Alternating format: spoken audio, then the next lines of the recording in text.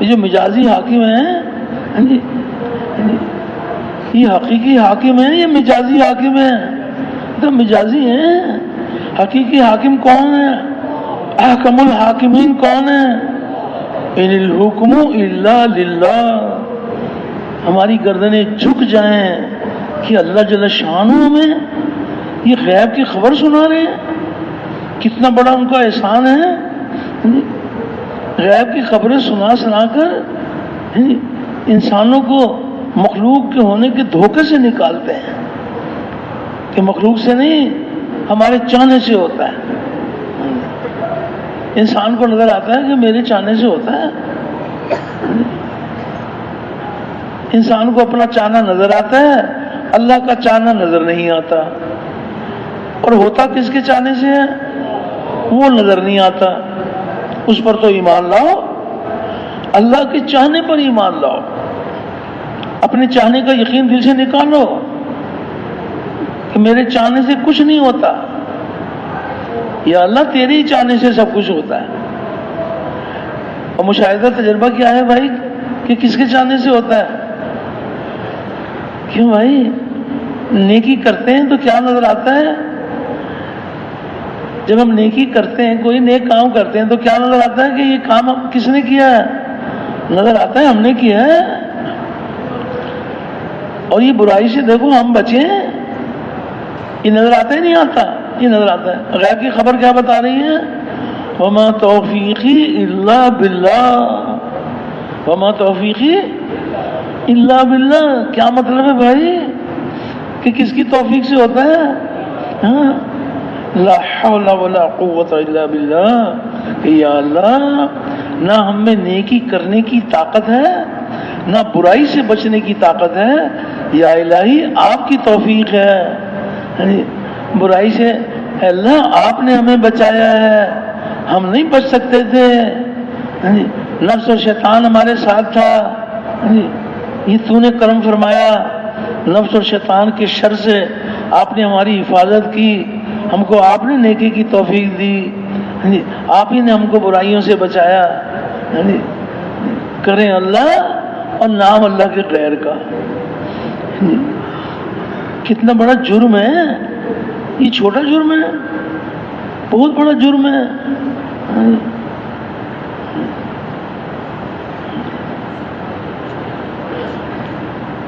قدم قدم پر غیب کی خبریں سنائی ہیں کہ میرے بندو، تم جو چاہو گے وہ نہیں ہوگا، جو ہم چاہیں گے وہ ہوگا. تو تمہیں اپنا چاہنا نظر آ رہا ہے، اپنے چاہنے کا یقین دل سے نکالو کہ تمہارے چاہنے سے نہیں ہوتا، ہمارے چاہنے سے ہوتا ہے.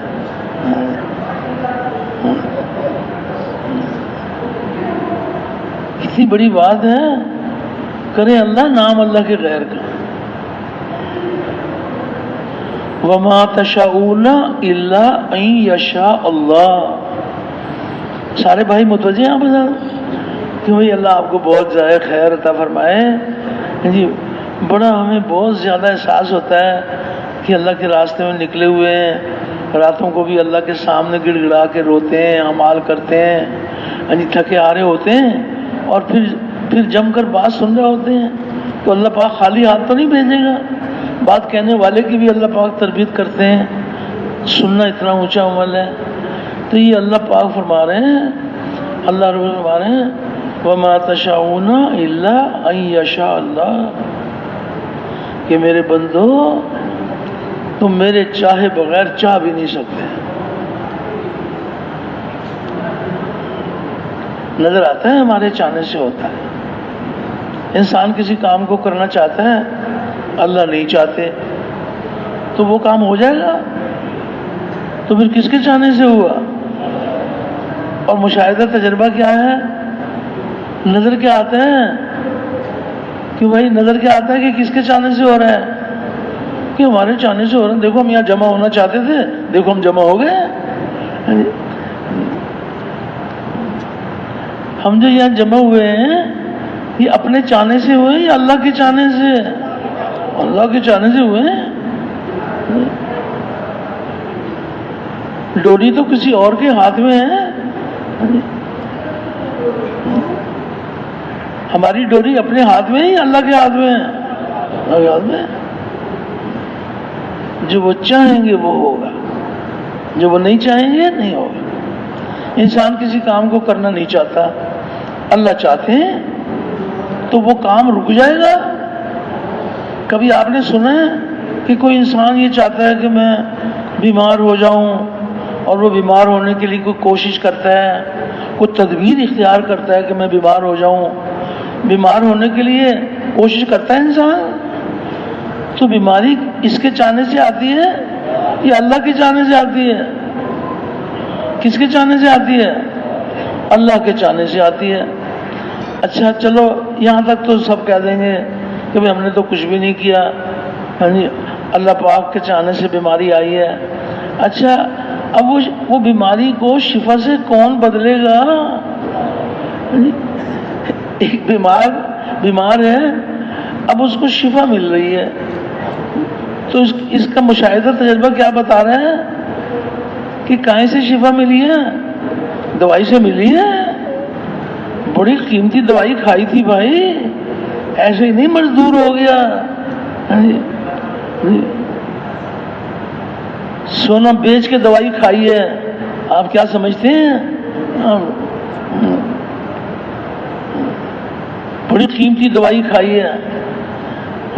غیب کی خبر کیا بتا رہی ہے کہ دوا شفا حاصل کرنے میں اللہ کے امر کی پابند ہے، اللہ جل شانہ شفا دینے میں دوا کے پابند نہیں ہے۔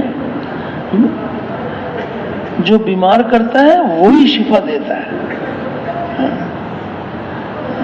ابراہیم علیہ السلام نے یہی فرمایا نا کہ جب میں بیمار ہو جاتا ہوں اللہ مجھے شفا دیتے ہیں۔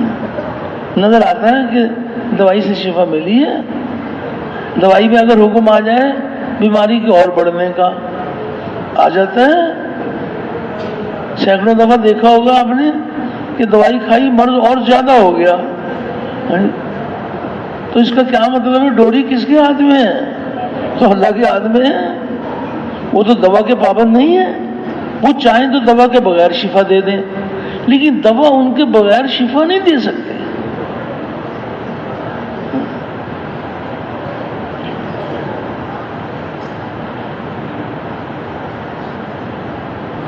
اللہ سے ہوتا ہے، اللہ کے غیر سے نہیں ہوتا۔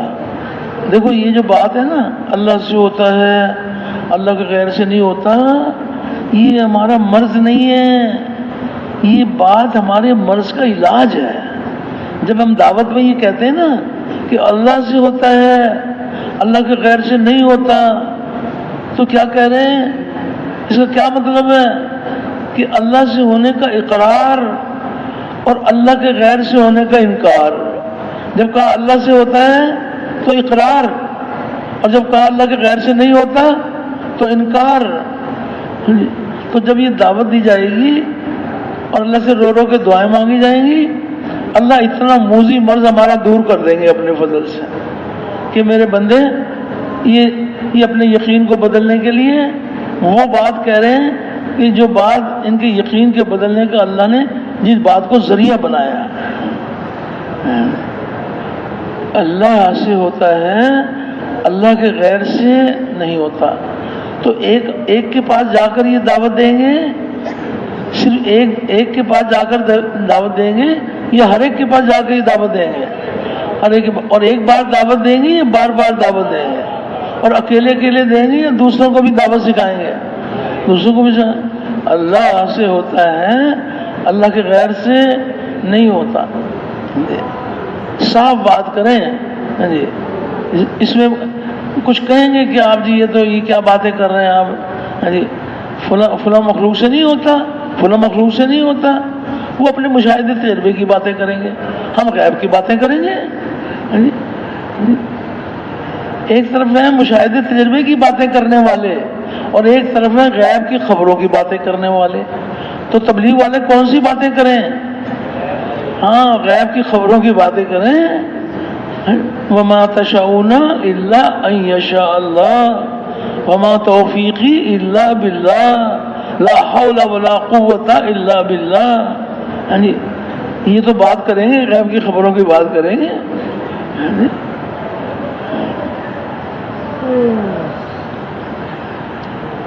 تو ایک دن کی محنت سے یقین بدل جائے گا، یہ روزانہ محنت کرنی پڑے گی.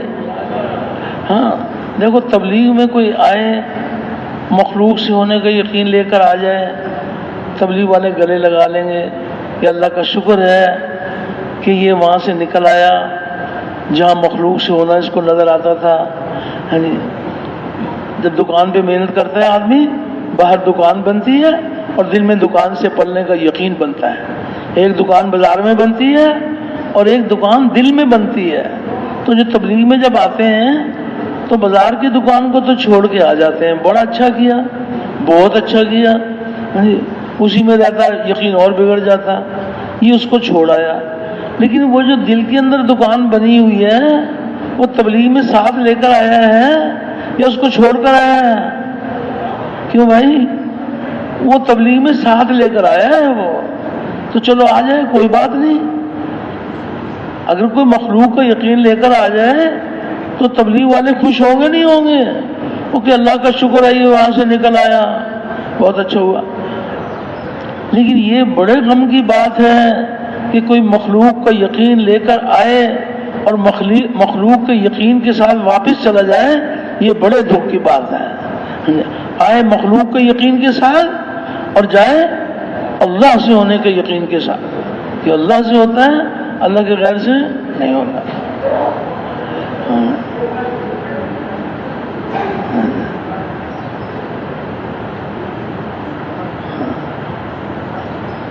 قدم قدم پر اللہ جل شانہ اپنے بندوں کی رہنمائی فرماتے ہیں کہ میرے بندو، نفس اور شیطان کو ہم نے تمہارا دشمن بنایا ہے اور تم دشمن کی پیروی نہ کرو.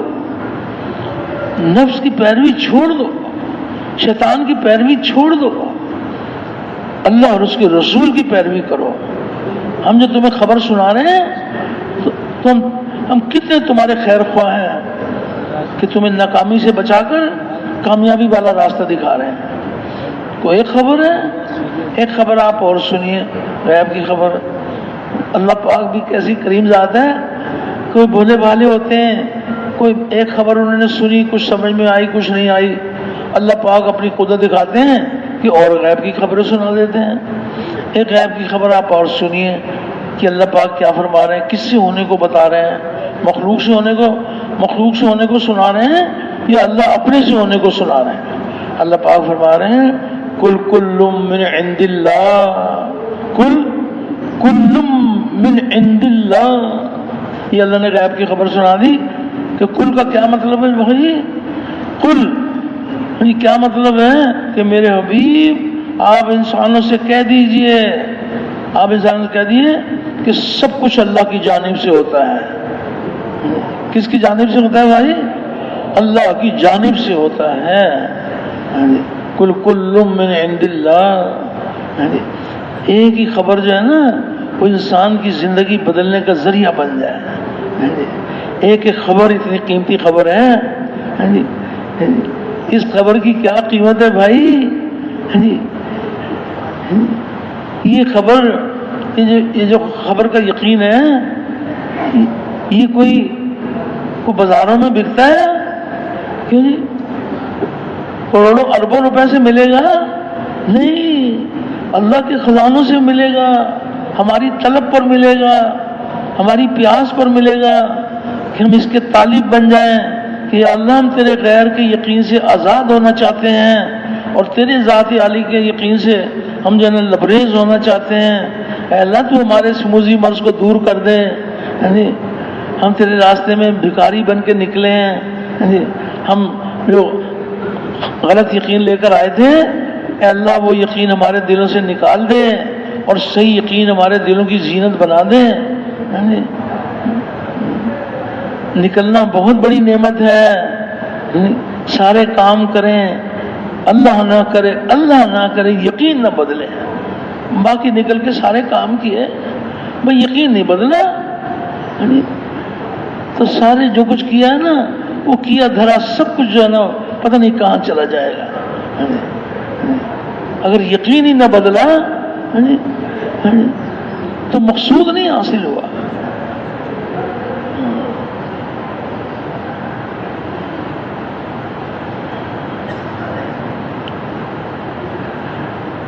اس لیے یہ بار بار مثال دی جاتی ہے. پہلے تو یہ بتایا جاتا ہے کہ انسانوں کا مشاہدہ تجربہ کیا ہے، یہ بتایا جاتا ہے، اور پھر یہ بتایا جاتا ہے کہ غیب کی خبر کیا بتا رہی ہے. تو بات کا سمجھنا آسان ہو جاتا ہے. یہ بات واضح کرنے کے لیے ہے کہ یہ بات واضح ہو جائے کہ جو مشاہدے تجربے کا یقین ہے یہ گندا یقین ہے، اور اس سے نفرت پیدا ہو جائے، اور اس یقین کو دل سے نکالنے کے لیے محنت کرنی آسان ہو جائے. اور وہ کون سا یقین ہے جو پاکیزہ ہے، اللہ اکبر، وہ یقین ہمارے دلوں میں آ جائے، یعنی یقین بدل جائے. سارے بھائی متوجہ ہیں؟ بدلنے کا کیا مطلب ہوتا ہے بھائی؟ یہ بتاؤ بھائی، کسی چیز کے بدلنے کو جو کہتے ہیں کیا مطلب ہوتا ہے اس کا؟ کہتے ہیں گاڑی کا تیل بدل لو، تو کیا مطلب ہوتا ہے کہ کون سا تیل نکال دو؟ جی کون سا تیل نکال دو؟ کہ گندا تیل نکال دو، اور کون سا تیل ڈال دو؟ یہ تو سب کو سمجھ میں آتا ہے. تیل کا بدلنا، گاڑی جس کے بعد نہیں ہے نا وہ بھی سمجھتا ہے کہ ہاں تیل کا بدلنا. بھائی یقین کا بدلنا بابا. تبلیغ میں جو ہے نا، تبلیغ میں کس لیے آئے ہیں؟ یقین بدل جائے. صرف اکیلے بدل جائے، ہمارا اکیلے کا بدل جائے. کیوں بھائی اکیلے کا بدل جائے یا پوری امت کا؟ پوری امت کا. اکیلے کا بدل گیا تو کیا ہوا؟ اکیلا جنت میں چلا جائے گا. اکیلے جنت میں جانا ہے یا پوری امت کو لے کے جانا ہے؟ تو پوری امت کی فکر لے کر محنت کرنا. یا الہی، ہم اس مخلوق کے یقین سے بیزار ہیں. یہ گندی چیز ہے، ہمارے دل سے نکال لیں. اس گندے یقین کو ہم نکالیں گے یا اللہ نکالیں گے؟ اللہ نکالیں گے. وہ ہماری طلب اور پیاس کو دیکھیں گے.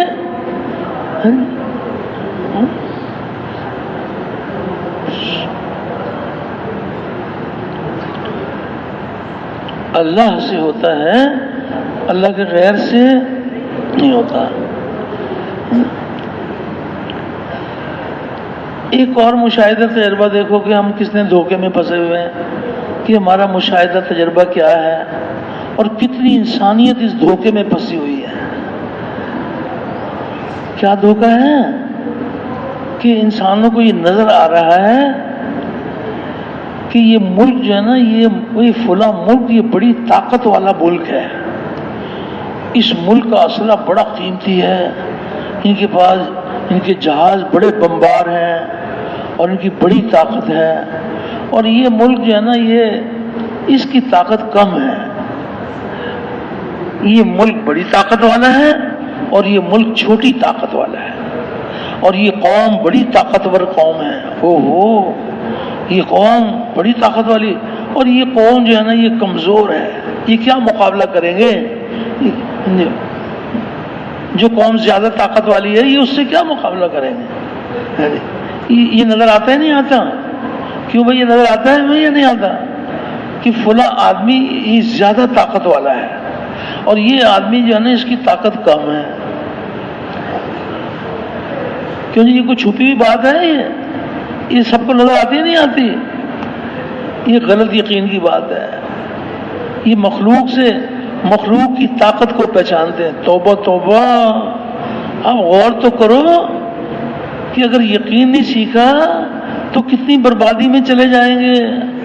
ان کے پاس جس کے پاس جو طاقت نظر آ رہی ہے وہ نظر آ رہی ہے کہ ان کی طاقت ہے، یہ قوم والے ہیں، یہ ملک والے ہیں، یہ آدمی بڑی طاقت والا ہے، یہ نظر آتا ہے. اب آپ غیب کی خبر سنیے تو دھوکہ کھل جائے گا. جب غیب کی خبر سنیں گے تو دھوکہ کھل جائے گا کہ کسی کی طاقت نہیں ہے. غیب کی خبر سنی، ان القوت للہ جمیعا. یہ اللہ نے غیب کی خبر سنا دی، ان القوت للہ جمیعا، کہ ساری طاقت کا سرچشمہ صرف اللہ کی ذات ہے، اللہ کے سوا کسی کی طاقت نہیں ہے۔ یہ صحیح یقین والے نا، غیب کی خبر کے یقین والے، یہ اپنی عقل پہ نہیں چلتے، وہ تو غیب کی خبروں کو سامنے رکھتے ہیں کہ غیب کی خبر جب اللہ نے فرما دیا، اللہ نے کلام الہی نازل فرما دیا، ان القوت للہ جمیعا، بس ختم ہوئی بات۔ اب جس کے پاس جو طاقت ہے اس کا کیا مطلب ہے؟ فرمایا جس کے پاس بھی طاقت ہے یہ اس کی ذاتی نہیں ہے، یہ اللہ نے اس کو عطا کی ہے، یہ اللہ کی دی ہوئی طاقت ہے۔ اگر کسی ملک کے پاس طاقت ہے تو اس کی اپنی نہیں ہے، یہ طاقت کس نے اس کو دی ہے؟ اللہ نے دی ہے۔ اور اگر کسی قوم کے پاس طاقت ہے، وہ طاقت کس نے دی ہے؟ اللہ نے دی ہے۔ جیسے وہ ہمیں پانی پلاتے ہیں، کھانا کھلاتے ہیں، وہ ہمیں کپڑے پہناتے ہیں، وہ جانتے ہیں کہ ان کو طاقت کی ضرورت ہے، وہ جانتے ہیں کہ اگر میں اپنے بندوں کو اگر طاقت نہ دوں تو ان کی نسلیں پیدا ہونی ختم ہو جائیں گی۔ اگر انسان کے پاس طاقت ہی نہ ہو، ان کے بچے پیدا ہوں گے، ختم، سارا نظام ختم ہو جائے گا۔ تو یہ جس کے پاس جتنی طاقت ہے اس کی اپنی اللہ نے دی ہے، اور ساری طاقت کس کے پاس ہے؟ ان القوت للہ جمیعا۔ یہ یقین دل میں اتر جائے، یہ غیب کی خبر ہے، سنی سنائی باتیں نہیں ہیں۔ یہ قوم بڑی طاقت والی ہے، یہ آدمی بڑی طاقت والا ہے۔ ہر آدمی کو پہچان لینی چاہیے کہ جو میرے اندر طاقت ہے یہ اللہ کی عطا ہے، اور جو دینا جانتا ہے وہ لینا بھی جانتا ہے۔ یہ نہیں ہے کہ بس وہ دینے کے بعد بس مجبور ہو گیا، نہیں، جب چاہے گا چھین لے گا۔ کسی ملک کو جو طاقت دیتے ہیں وہ امتحان کے طور پر دیتے ہیں۔ کیا امتحان ہے؟ سارے بھائی متوجہ نا، کیا امتحان ہے؟ اللہ پاک وہ طاقت دے دیتے ہیں اور وہ یہ امتحان لیتے ہیں کہ میری دی ہوئی طاقت کو یہ عدل کے لیے استعمال کرتے ہیں یا ظلم کے لیے استعمال کرتے ہیں۔ یہ ظلم کے لیے طاقت کو استعمال کرتے ہیں، اللہ اپنی قدرت سے ان کو ہلاک کرتے ہیں، اور جو عدل کے لیے کرتے ہیں اللہ ان کو اجر و انعام دیتے ہیں۔ چاہے طاقت آدمی کے پاس ہو، چاہے کسی قوم کے پاس ہو، وہ کسی ملک کے پاس ہو، کسی کی ملکیت نہیں ہے، ساری طاقت کا سرچشمہ اللہ کی ذات ہے۔ ان القوت للہ جمیعا، یہ یقین دل میں اتر جائے۔ اللہ نے قرآن حکیم میں واقعات سنائے کہ وہ کون سی قوم تھی جس کو ہم نے مثالی قسم کی طاقت دی تھی، اور کیسی طاقت والی قوم تھی، قوم عاد۔ وہ ایسے طاقت والی قوم، اللہ نے ان کو ایسی طاقت دی تھی کہ وہ اپنے بغل میں کھجور کے درخت کو پکڑ کر اور اس کو ہلا کر اس کو زمین سے، اس کی جڑوں سے اکھیڑ لیتے تھے۔ ایسی طاقت والی قوم تھی، ہاں جی، لیکن دھوکے میں آ گئے، یہ سمجھے کہ یہ طاقت ہماری ہے، دی ہوئی تھی اللہ کی، اور سمجھ رہے کہ ہماری ہے۔ تو اللہ نے ان کے الفاظ جو ہمیں سنائے، اللہ نے کہ قوم عاد کیا کہتی تھی؟ قوم عاد نے کہا من اشد منا قوہ، کہ ہم سے زیادہ طاقت والا کون ہوگا؟ اللہ نے کہا اچھا، ہماری دی ہوئی نعمت کو اپنی طرف منسوب کرتے ہو؟ اللہ نے ایسی ہوا چلائی، وہ ایسی طاقت والی قوم کہ وہ ایسے گرے ہوئے تھے جیسے کھجور کے کٹے ہوئے تنے گرے ہوئے ہوتے ہیں۔ بھئی کاملی طاقت ہوئی، قوم عاد کی طاقت کہاں چلی گئی؟ کیوں جی، کس نے لے لی؟ جس نے دی تھی اس نے لے لی۔ جو دینا جانتا ہے وہ لینا بھی جانتا ہے۔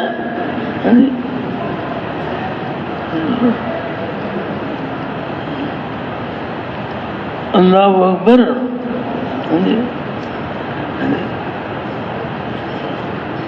تو ہم جو اللہ کے راستے میں نکلے ہیں، اللہ نے ہم کو توفیق دی ہے، ہمیں اس کا بڑا اللہ کا شکر کرنا چاہیے کہ اللہ ہماری دکانوں میں تو باتیں نہیں ہوتی تھیں، ہمارے کارخانوں میں یہ باتیں نہیں ہوتی تھیں، ہمارے گھروں میں یہ باتیں نہیں ہوتی تھیں۔ اے اللہ تیرا احسان ہے، اے اللہ تیرا احسان ہے، تیرے راستے میں نکلے ہوئے ہیں، آج باتیں سن رہے ہیں، کل تو ہمیں اس کی حقیقت عطا فرمائے گا۔ ایک ہے باتیں اور ایک ہے باتوں کی حقیقت۔ باتیں حقیقت تک پہنچنے کا ذریعہ ہے، حقیقت نہیں ہے۔ حقیقت میں پہنچنے کا ذریعہ ہے، وہ اللہ ہمیں پہنچائے گا. ہمیں ایک دن محنت تھوڑی کرنی پڑے گی، ہمیں تو ایک دن میں پتہ نہیں کتنی بار اپنے مرض کا علاج کرنا پڑے گا. یہ مرض ایسا نہیں ہے کہ وہ ایک گولی صبح، ایک دوپہر، ایک شام. کیوں بھی دعوت، ایک گولی، ایک دعوت صبح، ایک دوپہر، ایک شام، مرض دور ہو جائے گا؟ نہیں، صبح میں بھی دعوت ہی دعوت، دوپہر کو بھی دعوت، شام کو بھی دعوت. دعوت کا کوئی موقع ضائع نہ جائے. اور جب دعوت دیں گے تو کس کے دل کو نشانہ بنائیں گے؟ کیوں بھائی، ایک یہ بھی بات ہے، جب دعوت دیں گے جس کے پاس جاتے ہیں، جس کو جا کے دعوت دے رہے ہیں، اس کے دل کو نشانہ بنائیں گے یا اپنے دل کو نشانہ بنائیں گے؟ اپنے دل کو نشانہ بنائیں گے. تو پہلے تو نشانہ صحیح کرنے میں بڑا وقت لگ جاتا ہے، ورنہ نشانہ چوک جاتا ہے. صورت ایسی بنتی ہے جس کے پاس جا رہے ہیں نا تو ذرا اس کی طرف نشانہ لگ جاتا ہے. اس میں طلب ہوگی، اللہ اس کو ہدایت دے دیں گے. نشانہ تو اپنے دل کو بنانا ہے. اگر نشانہ ہی غلط ہوگا تو مرض دور ہو جائے گا. تو نشانہ صحیح کرنے کے لیے نا کتنی کوشش کرنی پڑے گی کہ جب دعوت دیں اپنے دیکھ لے کہ میں اپنے دل کو نشانہ بنا رہا ہوں یا نہیں بنا رہا. کوئی ہزاروں لاکھوں گولیاں چلائے اور دشمن پر ایک کو بھی نہ لگے ہیں تو کیا کہا جائے گا بھائی؟ کیا کہا جائے گا؟ کتنی گولیاں چلائیں؟ ہزاروں چلائیں، ایک کوا بھی نہیں مرا. تو بتاؤ پھر. تو نشانہ تو صحیح ہو، دعوت بھی صحیح ہو اور نشانہ بھی صحیح ہو. اپنے دل کو نشانہ بنانا اور دعوت دینا، اللہ سے رو رو کے دعا مانگنا. دعوت بھی دینا، اللہ سے دعا مانگنا کہ یا اللہ جو میں نے دعوت دی ہے یہ نوکے زبان کی بات میرے دل میں اتار دیں. پھر اللہ دل میں اتار دیں گے. تو پھر محنت کریں گے اس کے لیے. ایک دن کریں گے یا روزانہ، اور چلہ یا 3 چلے یا زندگی بھر. ایمان ایسی نعمت ہے کہ جتنا ایمان بڑھتا چلا جائے گا اتنا ایمان کی طلب اور پیاس بڑھتی چلی جائے گی کہ یا اللہ اور آ جائے، یا اللہ اور دے دے. یہ ایمان کا نور. اللہ اکبر. جب یہ روشنی دل میں آ جاتی ہے تو آدمی اندھیرے میں سے اجالے میں آ جاتا ہے. اس کو نظر آنے لگتا ہے کہ نفع کیا ہے، نقصان کیا ہے، اور یہ نفع نقصان کس کے ہاتھ میں. اگر کوئی ساری مخلوق کسی کو مل کر، کسی ایک کو، ساری مخلوق مل کر کسی ایک کو نقصان پہنچانا چاہے اور اللہ اس کو نقصان پہنچانا نہ چاہے تو یہ ساری مخلوق اس کو نقصان پہنچا سکتی ہے؟ نہیں پہنچا سکتی. اور ساری مخلوق کسی کو نفع پہنچانا چاہیں اور اللہ نفع پہنچانا نہ چاہیں تو یہ نفع پہنچا سکتے ہیں؟ تو نفع نقصان کس کے ہاتھ میں ہے؟ الگ. صحت اور بیماری کس کے ہاتھ میں ہے؟ خوف اور امن کس کے ہاتھ میں ہے؟ تمنگری اور فقر والا کون؟ اللہ. عزت میں سے ذلت نکال دے، ذلت میں سے عزت پیدا کر دے. مردہ کو زندہ کر دے اور زندہ کو مردہ کر دے. دن میں سے رات کو نکالے اور رات میں سے دن کو نکالے. یہ کس کی قدرت ہے؟ تو ہم جو تبلیغ میں آئے ہیں ہم کس کو پہچاننے کے لیے آئے ہیں؟ اللہ کو پہچاننے کے لیے آئے ہیں. ہم سمجھے کہ نہیں بس یہ تو بس اس کے لیے تو تھوڑا سا وقت ملے گا تو کر لیں گے. نہیں. اچھا بھائی یہ تو بات آ گئی کسی درجے میں. لا الہ الا اللہ، اللہ سے ہوتا ہے، اللہ کے غیر سے نہیں ہوتا. محمد الرسول اللہ، اس کا تعلق بھی یقین کے ساتھ ہے. اور اس میں بھی 2 یقینوں کی ٹکر ہے. کلمے کے پہلے حصے میں کتنے یقینوں کی ٹکر تھی؟ 2 یقینوں. کون کون سے یقین کی ٹکر تھی؟ مشاہدہ تجربہ اور غیب کی خبر کا یقین. اور محمد الرسول اللہ، اس میں بھی 2 یقینوں کی ٹکر ہے. کیا ہے؟ ایک طرف ہمارے نبی کریم علیہ الصلوۃ والسلام کے مبارک اعمال ہیں اور اعمال سے زندگی بننے کا یقین ہے، اور ایک طرف دنیا میں پھیلے ہوئے مادی اسباب ہیں اور مادی اسباب سے زندگی بننے کا یقین ہے۔ تو مادی اسباب سے زندگی بننے کا یقین یہ مشاہدے تجربے کا یقین ہے، اور یہ غلط یقین ہے۔ ان کی نظر بتاتی ہے کہ زیادہ مال ہوگا زیادہ کامیابی ملے گی، اور تھوڑا مال ہوگا تھوڑی کامیابی ملے گی، اور بڑی ڈگری ہوگی بڑی کامیابی ملے گی، چھوٹی ڈگری ہوگی چھوٹی کامیابی ملے گی۔ اے چھوٹی ڈگری والوں، یہ دوسروں سے بھی کہیں گے بڑی ڈگری حاصل کرو، اور اے بڑی ڈگری والوں بڑا عہدہ حاصل کرو، تم کامیاب ہو جاؤ گے۔ یہ مشاہدہ تجربہ ہے، مادی اسباب سے کامیابی کا یقین۔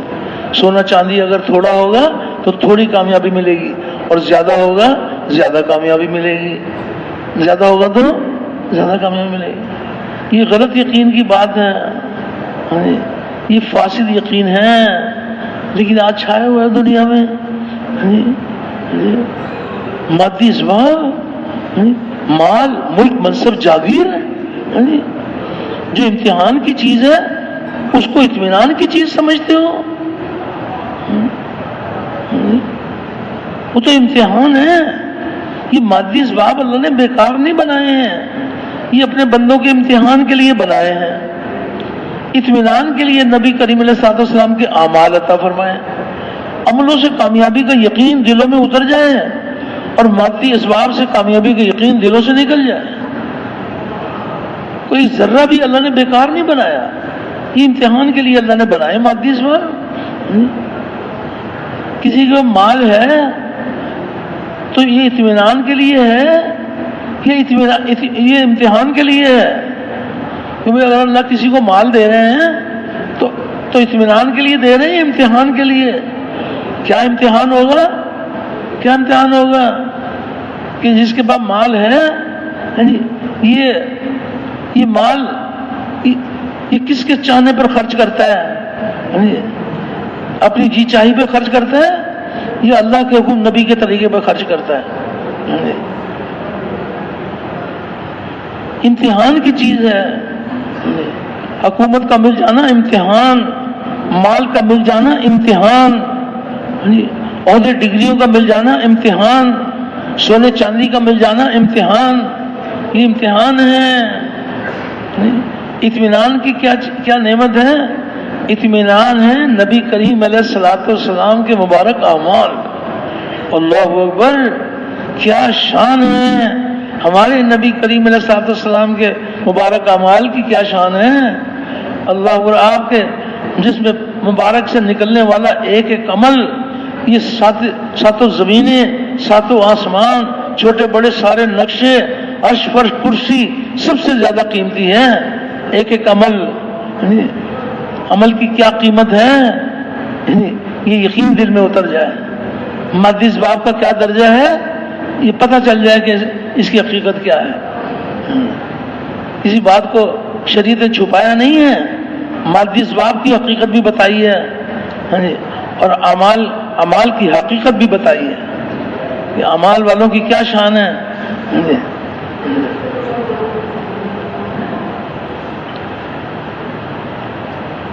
ایک ہے، اب سارے بھائی متوجہ نا بھائی، اللہ آپ کو بہت زیادہ خیر عطا فرمائے، اللہ تعالیٰ نے اجر عظیم اللہ پاک کے خزانوں سے ملے گا انشاءاللہ۔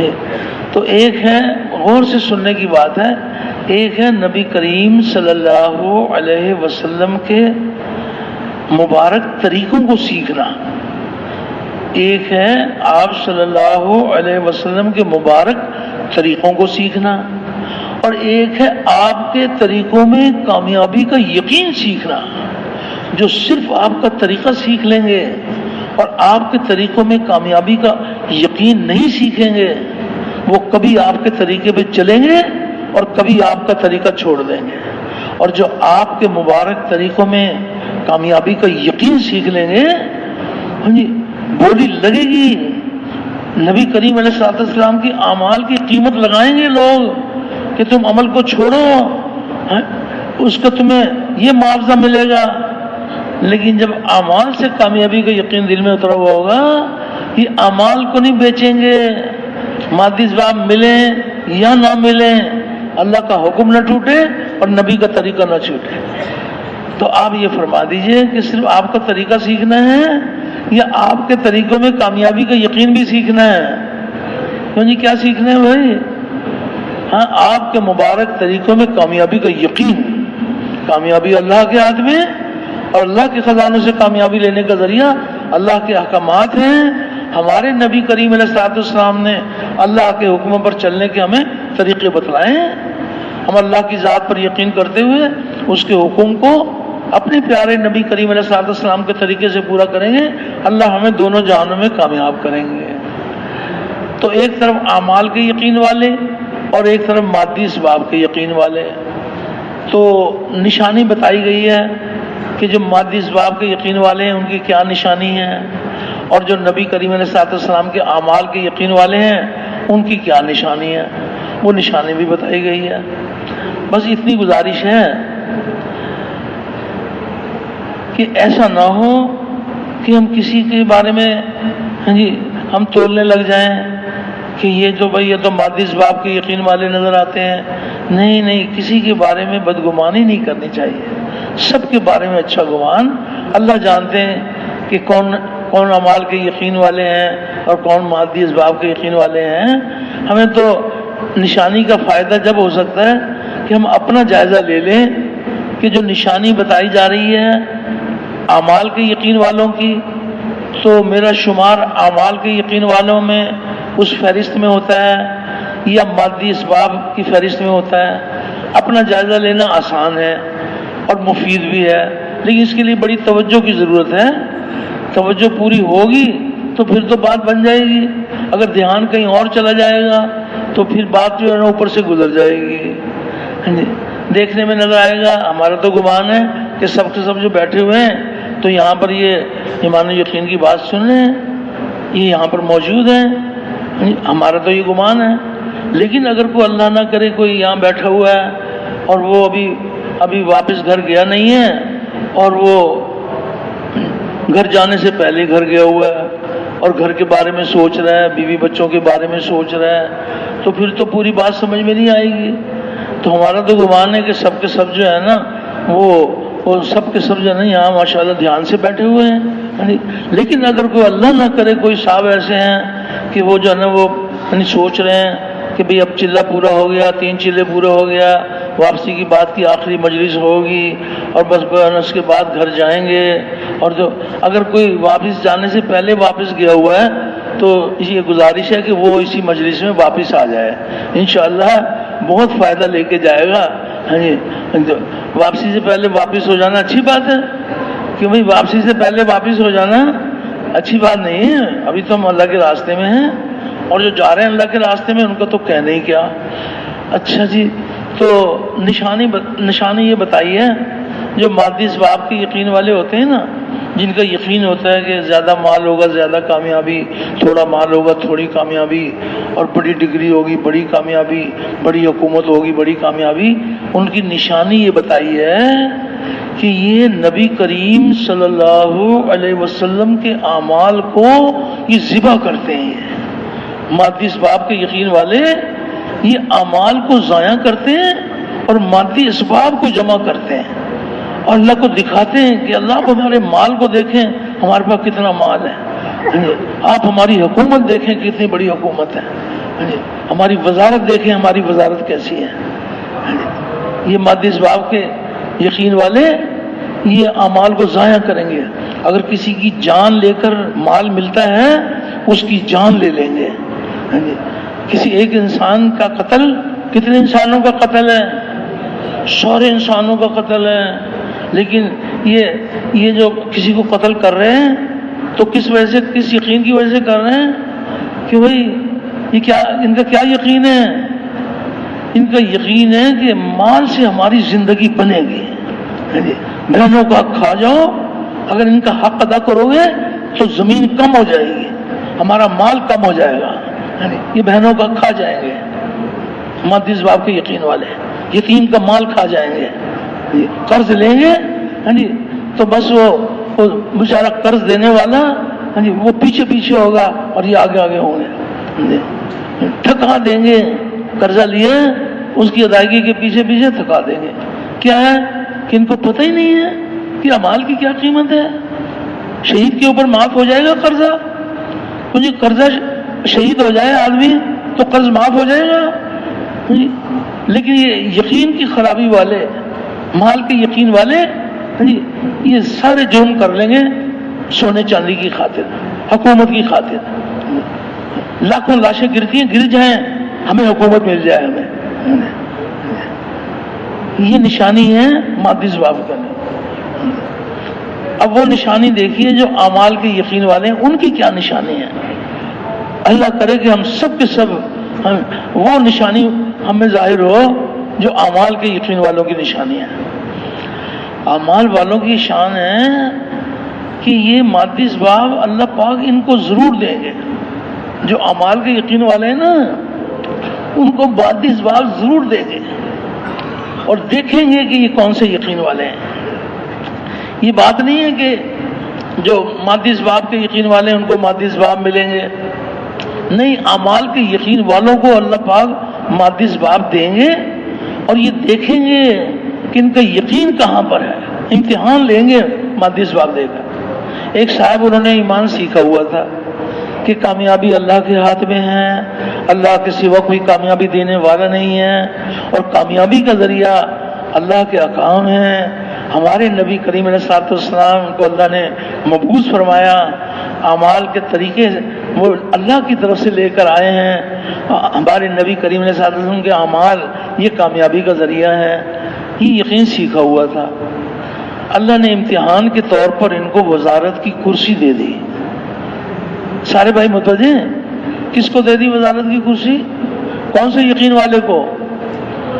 کون سے یقین والے کو؟ اعمال کے یقین والے کو وزارت کی کرسی دے دی.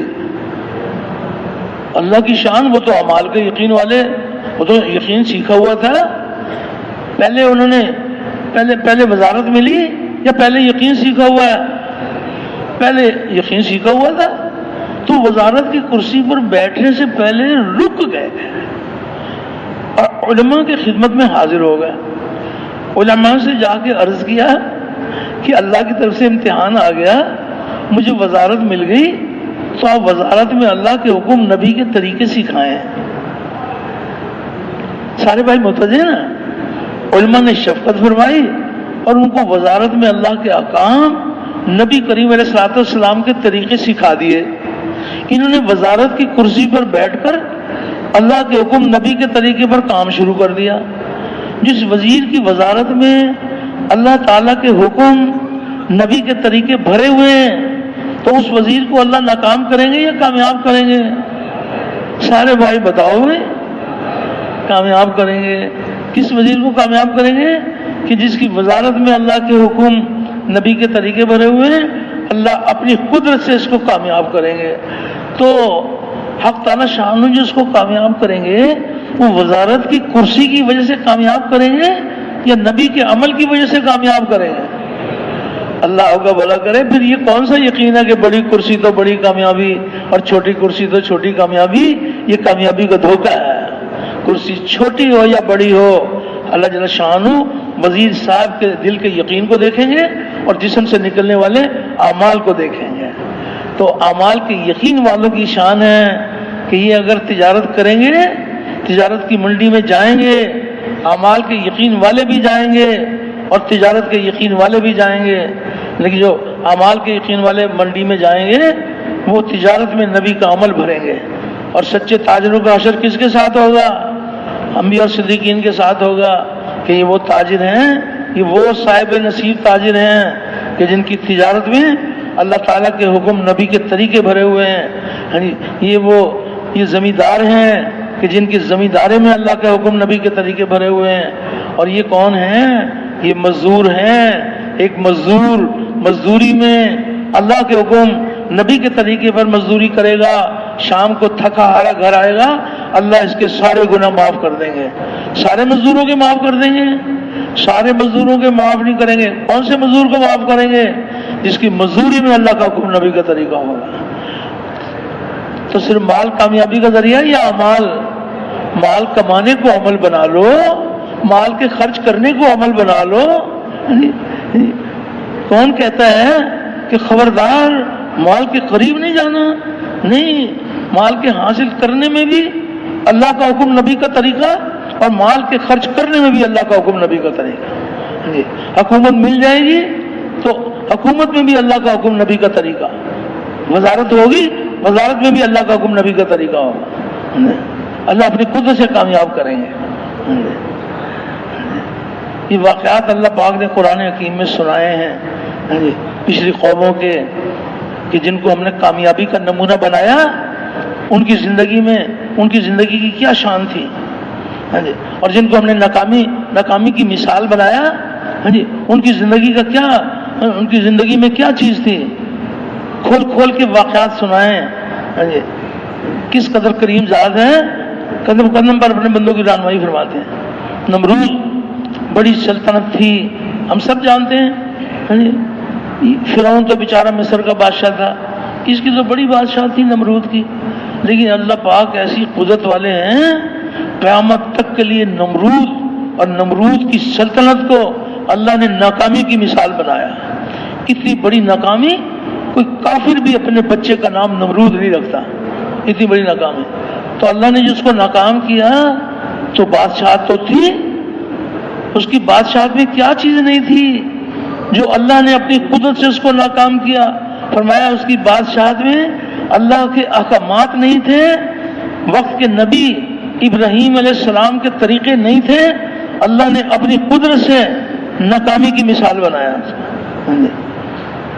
نہ اللہ پر ایمان لایا، نہ اللہ کے احکامات پر سلطنت چلائی، جی چاہی پر زندگی گزاری. اللہ نے بادشاہت ہونے کے باوجود اللہ نے اپنی قدرت سے ناکام کر دیا. اور آگے چلے آپ، اللہ اکبر. سلیمان علیہ السلام، اللہ جل شانہ نے ان کو بھی سلطنت عطا فرمائی، اور قیامت تک کے لیے سلیمان علیہ السلام اور ان کی سلطنت کو اللہ نے کامیابی کا نمونہ بنایا. تو سلیمان علیہ السلام کے پاس بھی سلطنت تھی، تو ان کی سلطنت میں کیا خوبی تھی؟ ان کی سلطنت میں اللہ کے احکامات بھرے ہوئے تھے. اللہ تعالیٰ نبیوں کو براہ راست اپنے حکموں پر چلنے کے طریقے سکھاتے ہیں. تو جو طریقے اللہ پاک نے سلیمان علیہ السلام کو اپنے حکم کو پورا کرنے کے جو طریقے سکھائے تھے، اس طریقے پر اللہ کے احکامات تھے. اللہ نے سلیمان علیہ السلام کو یہ عروج عطا فرمایا، ایسی شان عطا فرمائی کہ قیامت تک کے لیے ان کو کامیابی کا نمونہ بنایا. کامیابی کس کے ہاتھ میں ہے؟ اور کامیابی کا ذریعہ اللہ کے احکامات ہیں. ہمارے نبی کریم علیہ الصلوۃ والسلام نے ہمیں حکموں پر چلنے کے ہمیں طریقے سکھائے ہیں. ہم اللہ کی ذات پر یقین کرتے ہوئے اس کے حکموں کو اس کے نبی کے طریقے سے پورا کریں گے، اللہ ہمیں دونوں جہانوں میں کامیاب کرے گا. تو کامیابی کا ذریعہ مادی اسباب ہے یا اعمال ہیں؟ اعمال والوں کی شان ہے کہ یہ مادی اسباب کے اندر بھی اعمال بھرے ہوئے ہوں گے، ان کے اعمال بھرے ہوئے ہوں گے.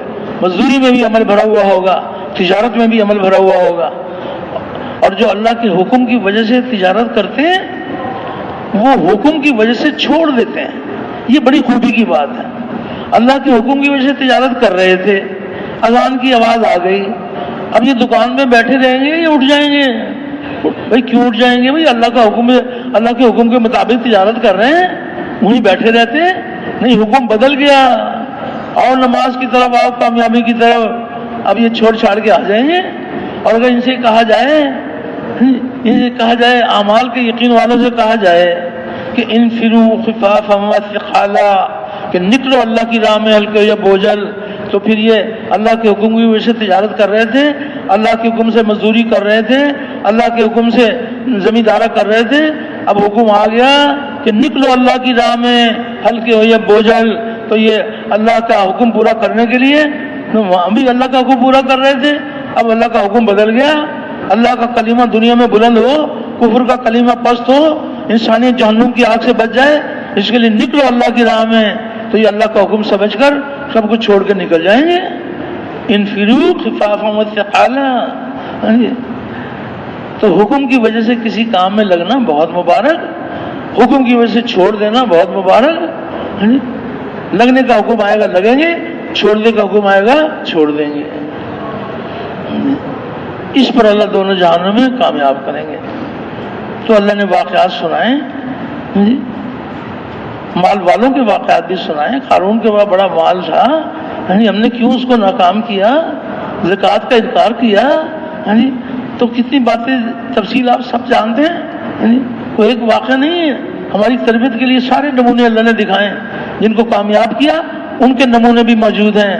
انبیاء علیہ السلام اور انبیاء علیہ السلام کے ماننے والے، اللہ نے اپنی قدرت سے ان کو کامیاب کیا، اور جنہوں نے جی چاہی زندگی گزاری اللہ نے ان کو ناکام کیا۔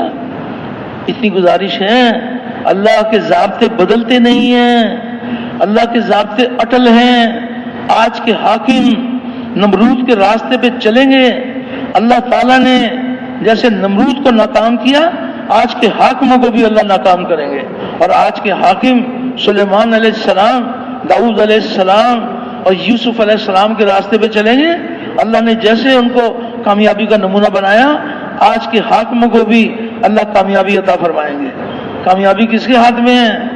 تو کامیابی کا ذریعہ مادی اسباب ہے یا اعمال ہے؟ عملوں سے کامیابی کا یقین دلوں میں اتر جائے اور مادی اسباب سے کامیابی کا یقین دلوں سے نکل جائے، پھر مادی اسباب کو استعمال کرو، پھر تو حکم کی وجہ سے چلو گے، لیکن پہلے یقین نکالنا پڑے گا۔ مادی اسباب کا یقین دل سے نکل جائے، اعمال سے یقین دل میں اتر جائے، تو پھر دعوت میں کیا کہو گے بھائی؟ یہ بھی بتاؤ بھائی کہ دعوت میں کیا کہو گے جو ہمارے مرض کا علاج ہو جائے؟ کیوں جی ہم سب چاہتے ہیں کہ مادی اسباب سے کامیابی کے یقین ہمارے دلوں سے نکل جائے، کیوں جی ہم سب چاہتے ہیں، نہیں چاہتے ہیں؟ اور اکیلے کے لیے چاہتے ہیں یا پوری امت کے لیے چاہتے ہیں؟ سارے بھائی متوجہ نا بازار دوبارہ سن لیں کہ ہم یہ چاہتے ہیں کہ جو مادی اسباب ہیں، مال، ملک، منصب، جاگیر، اس سے کامیابی کا یقین ہمارے دلوں سے نکل جائے اور نبی کریم علیہ السلام کے اعمال سے کامیابی کا یقین ہمارے دلوں میں اتر جائے۔ تو یہ ہم سب چاہتے ہیں بھائی؟ اچھا، تو اکیلے کے لیے چاہتے ہیں یا پوری امت کے لیے چاہتے ہیں؟ تو پھر اس کے لیے کیا کرنا پڑے گا؟ اب یہ بات آ جاؤ کہ اس کا علاج کیا ہے؟ یہ مرض تو آ گیا سامنے، یہ تو بڑا موذی مرض ہے، مادی اسباب سے کامیابی بڑا موذی مرض ہے۔ تو اس کا علاج کیا ہے کہ ایک ایک کے دروازے پہ جاؤ اور جن مادی اسباب کا یقین تمہارے دلوں میں اترا ہوا ہے اس سے ہونے کا انکار کرو، اور عملوں سے ہونے کا اقرار کرو۔ مادی اسباب سے ہونے کا انکار کرو اور نبی کریم علیہ السلام کے اعمال سے زندگی بننے کا اقرار کرو، اللہ سے دعا مانگو، اللہ پاک مرض دور کر دیں گے۔ لیکن گول مول باتیں نہ کریں۔ دعوت کے اندر ایک ہے کہ بھئی جن کو دعوت دے رہے ہیں، بھئی مال والے کو دعوت دے رہے ہیں، اس کی مال کی رعایت رکھ کے دعوت دو، ڈگری والے کو اس کی ڈگری کی رعایت رکھ کے دعوت دو، تو پھر بات نہیں بنے گی۔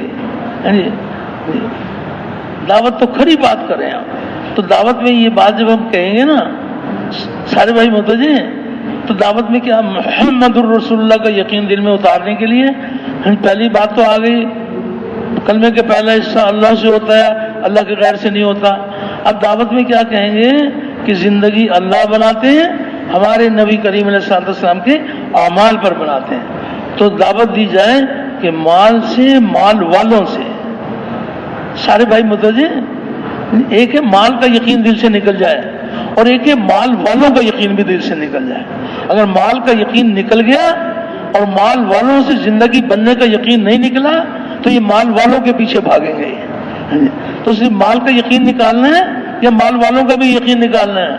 تو دعوت میں بھی گول مول بات نہ کرو، صاف بات کہو کہ مال سے، مال والوں سے اور ملک سے، ملک والوں سے زندگی نہیں بنتی، زندگی اللہ تعالیٰ بناتے ہیں اور ہمارے نبی کریم علیہ السلام کے اعمال پر بناتے ہیں۔ سونے چاندی سے اور سونے چاندی والوں سے اور کارخانوں سے اور کارخانے والوں سے زندگی نہیں بنتی، زندگی اللہ تعالیٰ بناتے ہیں اور نبی کریم صلی اللہ علیہ وسلم اعمال پر بناتے ہیں، اعمال پر بناتے ہیں۔ ڈگری سے اور ڈگری والوں سے اور عہدے سے اور عہدے والوں سے زندگی نہیں بنتی، زندگی اللہ تعالیٰ بناتے ہیں، ہمارے نبی کریم علیہ السلام کے اعمال پر بناتے ہیں۔ یہ یقین دل میں اتارنے کے لیے طریقہ یہ ہے کہ جس یقین کو دل سے نکالنا ہے اس سے زندگی بننے کا انکار کرو اور جس یقین کو دل میں اتارنا ہے اس سے زندگی بننے کا اقرار کرو، حضور والے اعمال سے اقرار کرو اور مادی اسباب کی نفی کرو کہ اس سے زندگی نہیں بنتی، یہ امتحان کے لیے اللہ پاک دیں گے تو ہم اس کے اندر اللہ کا حکم نبی کے طریقے پر چلیں گے، جب چھوڑنے کا حکم آ جائے گا چھوڑ دیں گے۔ حکم کی وجہ سے لگنے والوں کی اپنی شان ہے، وہ یہ دیکھتے ہیں کہ مالک کا حکم کیا ہے۔ تو اب آپ یہ بتائیے کہ کتنا کام ہمارا ہو گیا۔ یہ ہمارا تبلیغ والوں کا کام ہے، جو آپ سے ابھی تک بات آپ سے عرض کی ہے نا، یہ تبلیغ والوں کا کام ہے کہ تمام دنیا بھر کے انسانوں کے دلوں کے یقین صحیح ہو جائیں اور جسم سے نکلنے والے اعمال صحیح ہو جائیں، اور یہ اس مبارک محنت پر آ جائیں کہ جس محنت سے یقین بدلتے ہیں، اعمال کے طریقے درست ہوتے ہیں، اخلاص کا نور ملتا ہے، اخلاق حمیدہ اللہ کے خزانوں سے ملتے ہیں۔ تو اب یہ بتا دیجیے آپ کہ بھئی کتنا کام ہو گیا، کتنا باقی ہے۔ یہ ہمارے تبلیغ والوں کا کام ہے کہ ہمارے یقین بھی صحیح ہو جائے اور پوری امت کا یقین صحیح ہو جائے۔ تو کتنا یقین صحیح ہو گیا اور کتنا ابھی باقی ہے، تو یہ آپ بتائیے کہ کتنا باقی ہے، زیادہ ہو گیا یا زیادہ باقی ہے؟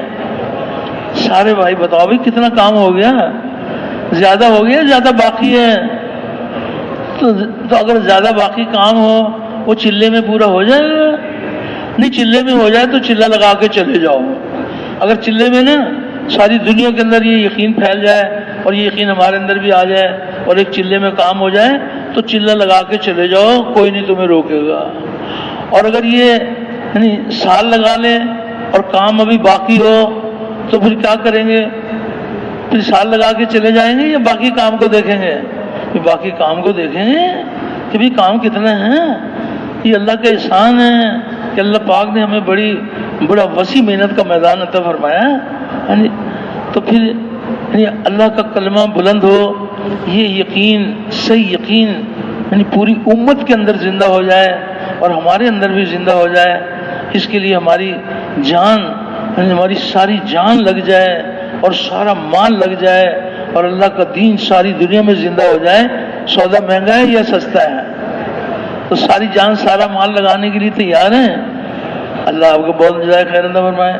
تو اب یہ دیکھو، یہ فکر کی بات ہے کہ اللہ پاک ہم سب کی طبیعت فرمائے۔ آج طبیعت میں تو یہ تھا، لیکن وہ تو جو ہم تو یہی تو دعوت دے رہے ہیں، جو اللہ چاہتے ہیں وہ ہوتا ہے۔ آج جی میں یہ تھا کہ آج پورے کے پورے 6 نمبر سنانے ہیں مجمع کو، اپنے دل کو نشانہ بنا کر 6 نمبر سنانے ہیں۔ لیکن ابھی وہ گاڑی بھی بھاگ رہی ہے، ابھی پہلا نمبر بھی ابھی باقی ہے۔ تو اب کیا کریں بھائی، بتاؤ جی کیا کریں؟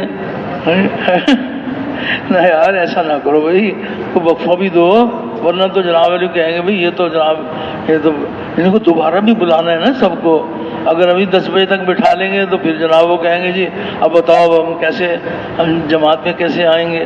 تو خیر بہرحال انشاءاللہ چلو آپ ساری بات سنتے رہتے ہیں، اور ابھی جتنی زندگی ہے انشاءاللہ بات کا کہنا سننا یہ ہماری بڑی حاجت ہے، بڑی ضرورت ہے۔ اگر کہنے سننے میں بھی بات نہیں آئے گی تو پھر بتائیے عمل میں کیسے آ جائے گی؟ پہلے عمل میں آئے گی، پہلے کہنے سننے میں آئے گی؟ تو کہنے سننے میں اگر جو سستی کریں گے تو پھر عمل تک کیسے پہنچیں گے؟ اس لیے جو ہے نا الحمدللہ یہ کہنا سننا بھی بہت مبارک ہے تاکہ ہم عمال پر آ جائیں۔ تو اب آپ یہ بتائیے کہ اللہ جل شانہ ہم سب کی تربیت فرمائیں کہ ہم جس درجے کی اس میں قربانی کر رہے ہیں اللہ اس کو قبول فرما لے۔ ہر ایک کی قدردانی کرنی چاہیے۔ اللہ ہی جانے اس مجمع میں کون کتنی بڑی قربانی کے ساتھ بیٹھا ہوا ہے۔ یہاں پر کوئی کسی کو تفصیل تو بتاتا نہیں ہے۔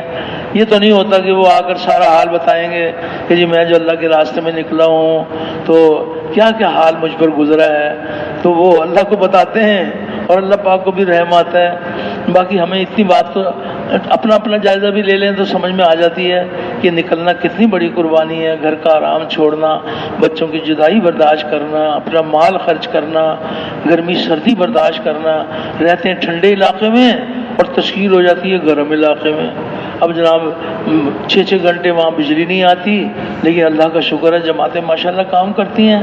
تو اللہ کا شکر ہے کہ یہ صورت تو اللہ نے پیدا فرما دی کہ سب کچھ یعنی قربان کرتے ہیں، اللہ کے راستے میں نکلتے ہیں، لیکن جس درجے کی قربانی کر رہے ہیں اللہ اس کو بھی قبول کر لے، لیکن قربانی کی کس چوٹی پر پہنچنا ہے اس کو بھی سامنے رکھیں۔ ایسا نہ ہو کہ ہم سمجھیں کہ ہم بس یعنی ہم آخری درجے میں پہنچ گئے، نہیں، ہمارے لیے ابھی بڑا میدان وسیع ہے۔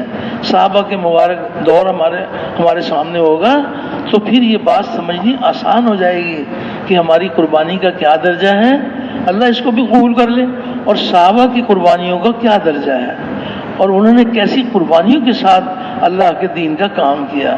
تو ایک واقعہ نہیں ہے، بہت سارے واقعات ہیں۔ ان واقعات کو سننے سے ہمارے اندر بھی جذبہ پیدا ہوتا ہے کہ یا اللہ، جب آپ نے صحابہ کو ایسا نمونہ بنایا تو ہم بھی تیرے بندے ہیں، چلو کچھ نہیں تو ہمیں کچھ حصہ ان کا ہمیں بھی عطا فرما دے کہ ہم بھی اس طرز کے اوپر قربانیاں کریں۔ صحابہ کے مبارک دور میں یہ محنت ایسی قربانی کے ساتھ ہو رہی تھی کہ جہاں کے لیے کہا جائے، جس کے ساتھ کہا جائے، جس حال میں کہا جائے، سارے مشاغل چھوڑ کر اللہ کی راہ میں نکل جائیں، جو پاس ہو وہ لے لیں، مقام پر ہو تو مقام پر رہتے ہوئے بھی دین کی محنت کو مقدم کر کے چلنا۔ اس صحابہ کے مبارک دور میں یہ بات ملتی ہے کہ اللہ کے راستے میں نکلنے کی آواز سن کر صحابہ رضوان اللہ علیہ مجمعین ایسے جمع ہو جاتے تھے جیسے پکے نمازی اذان کی آواز سن کر مسجد میں جمع ہو جاتے ہیں، ایسے اللہ کے راستے کی آواز سن کر ایسے جمع ہو جاتے تھے، اور کوئی حال رکاوٹ نہیں بنتا تھا۔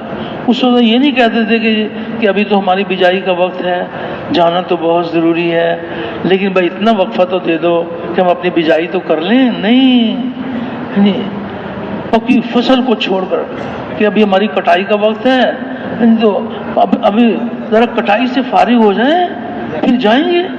صحابہ کے دور میں یہ بات نہیں ملتی کہ ایک حال میں کریں گے ایک حال میں نہیں کریں گے۔ نہ کرنے سے تو بہتر ہے، ایک حال میں کرنا ایک حال میں نہ کرنا، نہ کرنے سے تو بہت بہتر ہے۔ لیکن آپ دیکھیے کہ صحابہ کی زندگی میں نمونہ ہے کہ وہ ہر حال میں اللہ کے دین کا کام کرنے والے تھے۔ ایک طرف مال کمانے کا تقاضا ہے اور ایک طرف جو دین کی محنت کا تقاضا ہے۔ دو کام ایک وقت میں کر نہیں سکتے، یا تو مال کمانے کا تقاضا قربان کریں یا دین کا تقاضا قربان کریں۔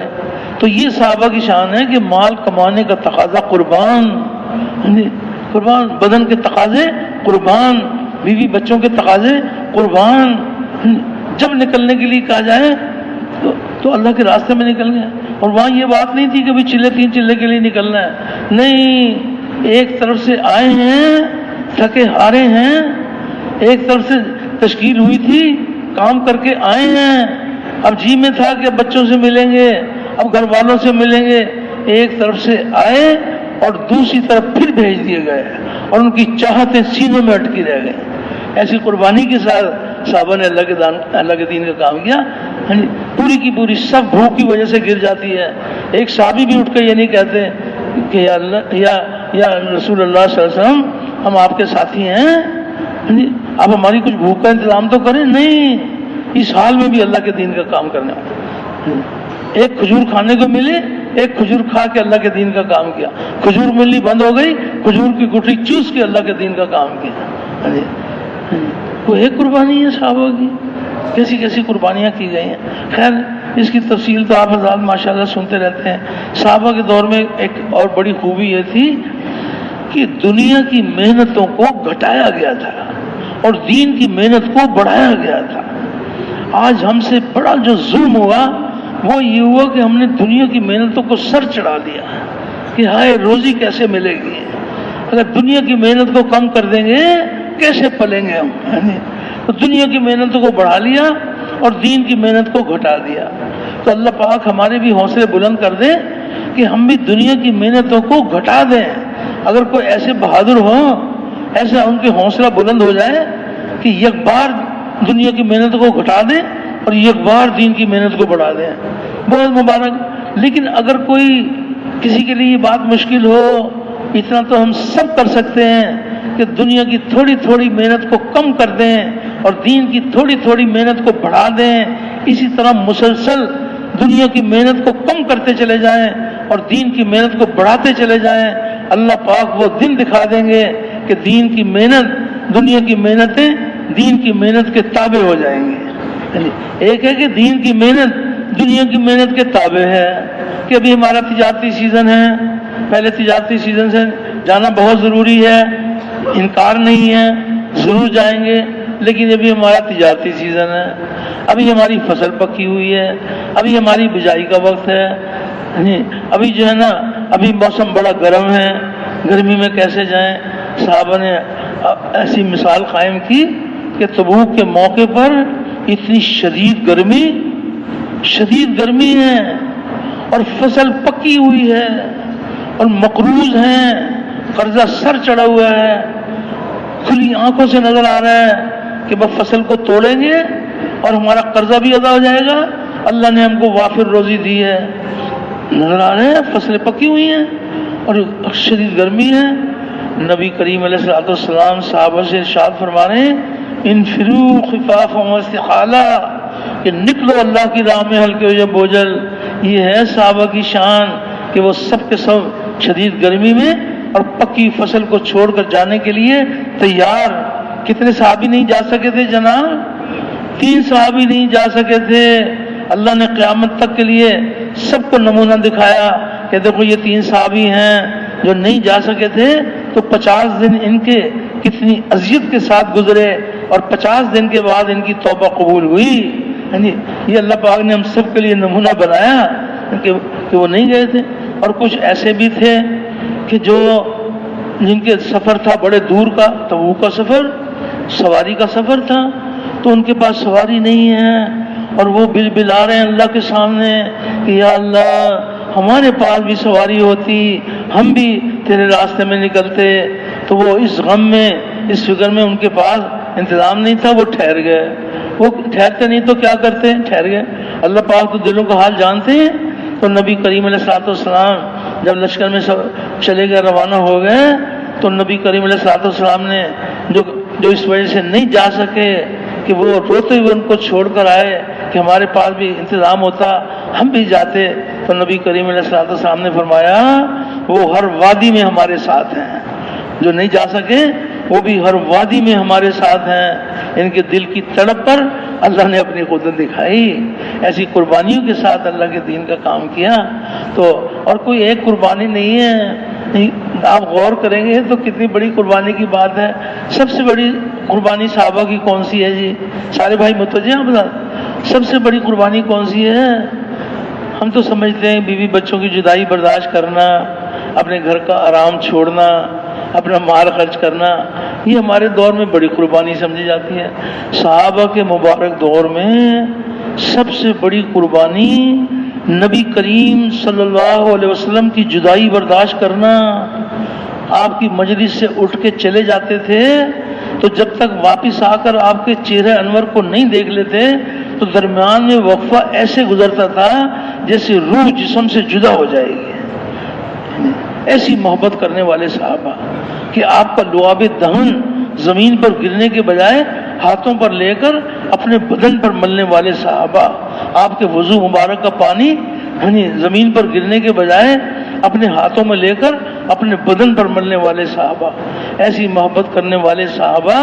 لیکن جب نکلنے کے لیے کہا جائے تو جہاں اور قربانیاں کریں وہاں نبی کریم علیہ الصلوۃ والسلام کی جدائی برداشت کریں۔ کتنی بڑی قربانی ہے کہ نبی کریم علیہ الصلوۃ والسلام امام الانبیاء، وہ نماز پڑھا رہے ہوں، مسجد نبوی جیسی مسجد ہو، صحابہ جیسے مقتدی ہوں اور خاتم الانبیاء کی امامت والی نماز ہو، لیکن اللہ جل شانہ نے صحابہ کی قربانی کو نمونہ بنایا کہ جہاں اور قربانیاں کرو وہاں نبی کریم علیہ الصلوۃ والسلام کی امامت والی نمازوں کو بھی چھوڑو اور مسجد نبی کی نمازوں کو چھوڑو اور نکلو اللہ کی راہ میں۔ یہ اللہ نے اپنی قدرت دکھائی ہے۔ کتنے واقعات ہیں۔ وہ جو ایک صحابی تھے وہ جو اللہ کے راستے میں نکلے، عبداللہ بن رواحہ رضی اللہ تعالیٰ عنہ، تو ان کے لشکر کو روانہ کرنا تھا۔ قیامت تک کے لیے ہم سب کی تربیت کے لیے اللہ نے واقعات رکھے کہ وہ ٹھہر گئے کہ جمعے کا دن ہے، جمعے کی نماز اور خاتم الانبیاء والی نماز، اور پتہ ہے کہ جیسے آپ نے فرمایا ہمیں جا کر اسی طرح شہید ہونا ہے، یہ بھی جانتے ہیں کہ آپ نے فرمایا کہ اگر یہ شہید ہو جائیں تو پھر یہ امیر، اور یہ شہید ہو جائیں تو پھر یہ امیر. اور جب عبداللہ بن رواحہ یہ بھی شہید ہو جائیں تو پھر آپس میں مشورے سے بنا لیں. تو جانتے ہیں کہ ہمیں جا کر ہمیں شہادت ملے گی. تو جمعے کا دن تک ٹھہر گئے. تو نبی کریم علیہ الصلوۃ والسلام نے جب دیکھا کہ یہ ٹھہر گئے تو آپ نے فرمایا کہ تمہارا قافلہ وہ کتنا وقفہ گزر گیا؟ تو ان کا کو آدھا دن گزر گیا. تو آپ نے کیا فرمایا کہ آدھا دن گزرا، یہ 500 سال پیچھے رہ گئے. آدھا دن پیچھے رہ گئے، یہ 500 سال پیچھے رہ گئے. آپ نے فرمایا کہ تم 500 سال ان سے پیچھے رہ گئے. کوئی بیوی بچوں کی خاطر نہیں ٹھہرے تھے، کوئی تجارت کی خاطر نہیں ٹھہرے تھے، کوئی بدن کے تقاضوں کی وجہ سے نہیں ٹھہرے تھے. خاتم الانبیاء کی محبت. آگے ضرور شیئر کریں تاکہ دین کا پیغام آگے پہنچ سکے.